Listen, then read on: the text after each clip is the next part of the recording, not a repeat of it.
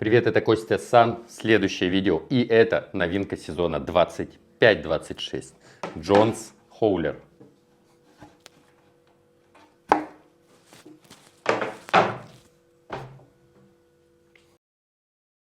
Сейчас передо мной на столе лежит модель следующего года. Сезона 25-26. Это новая про-модель Виктора де Лерю. Называется Хоулер. Но в этом сезоне в слегка измененном дизайне сделали ограниченную партию, и вы уже можете купить эту доску в магазинах Кант. На днях даже в Шерегеш завезли, вот вчера их трогал. Ссылку на товар вы найдете в описании. На сайте производителя эта модель, по-моему, еще не появилась, но если она там есть, я ссылочку тоже приложу. Потому что пока, на момент записи видео, спецификаций, кроме как в каталоге, который вам недоступен, я нигде не видел. Поэтому смотрите внимательно, я расскажу, что это за сноуборд. Если в двух словах, то это что-то среднее между авиатором, выглядит, кстати, похоже, да? Между авиатором и стратосом. Авиатор, как вы знаете, и обзор есть на моем канале, давай, Ириш, ссылочку тоже мы приложим в описании.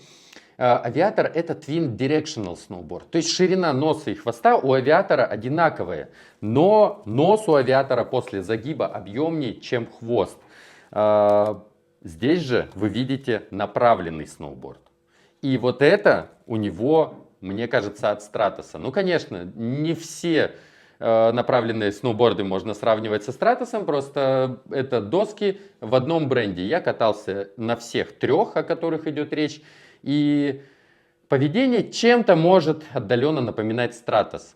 Но вот эта доска шире и Стратоса, и авиатора, и мягче, чем эти две досочки. Но при этом достаточно требовательная. И требовательная она из-за прогиба.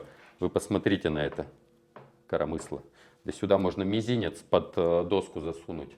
Какая амплитуда у этого кембера. Посмотрите. Это просто мясо. При этом сноуборд не жесткий. И это сразу бросается в глаза. И когда я взял себе эту ростовку, а это 158, я долго думал 161 или 158. Просто 161 это широковато для меня. 58 вроде бы окей. Но когда она пришла и я на нее нажал, я удивился, насколько не жесткий этот сноуборд по сравнению с тем же Стратосом и авиатором. Я специально сходил в гостиницу Ольга, где в Шерегеше магазин Кант, и там есть все эти три модели. Я нажал на каждую из них, и вот это мягче всего. Если мы берем Стратос в 59-й ростовке и авиатор, наверное, в 62-й ростовке, это будет как раз вот соответствовать Хоулеру в 158-й ростовке. Но фишка здесь вот в чем. Эта доска гнется между креплений. Такое распределение жесткости это не какая-то новинка для бренда Джонс. Авиатор гнется также, Твикер гнется также. В общем, везде, где вы можете найти, по-моему, это написано, называется V-Core, везде присутствует гибкая середина. И я знаю, что на разных досках уровень мягкости доски между закладными разный. Например, у Твикера обычного, не про версии, вот эта зона очень гибкая. Это и делает его вот таким фристайл снарядом. Здесь доска гнется между креплений, но зоны под креплениями и к хвосту жесткие. И, возможно, даже нажимая сейчас на доску, вы можете увидеть, что доска трогает поверхность вот этим местом, этим и вот этим. А зоны под креплениями сохраняют небольшой кембер. Ну, во всяком случае, когда я смотрю вдоль доски и нажимаю, я это вижу. Это чем-то напоминает C3, что ли, когда у тебя зоны под крепами имеют небольшой кембер.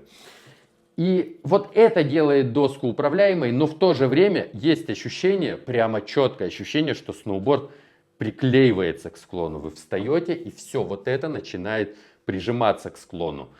Это классно. Когда ты хочешь дать прямого в сочетании с достаточно широкой платформой, эта доска, ну, прямо очень легко и стабильно ведет себя на скорости. Это факт. При этом легко на ней отсесть на заднюю ногу, чтобы нос, например, не упирался и не втыкался на ходах в кочки. Мне это очень нравится.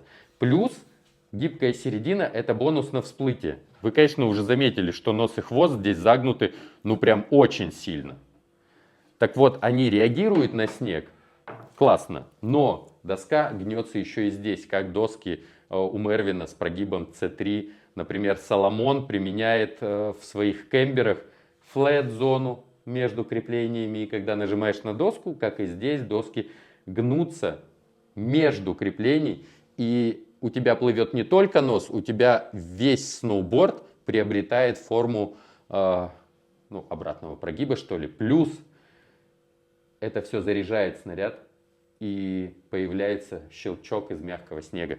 В общем, по мягким буграм на ней кататься одно удовольствие. Но из-за того, что это полный кембер с большой зоной, с большой аркой кембера, этот сноуборд будет требовательный. На нем нужно уметь ездить точно, потому что она всей эффективной длиной цепляется за склон.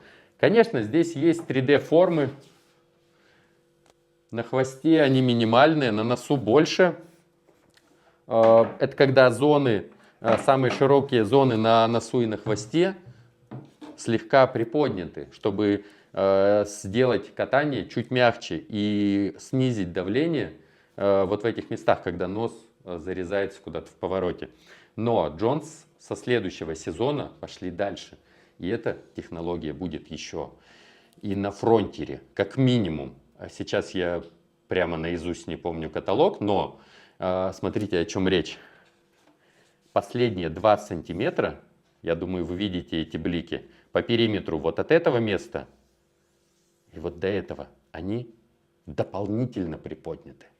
Такой прям еще экстра 3D, 3D история.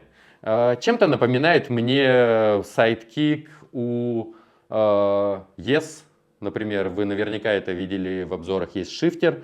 В общем, добавляет немножко, я бы не сказал, что плавучести, но когда ты едешь по каким-то, ну прямо диким кондициям снега или въезжаешь в сайд-хит, чтобы прыгнуть, брусфер, боковая стеночка, которую оставляет ратрак, когда готовит склоны с краю трассы.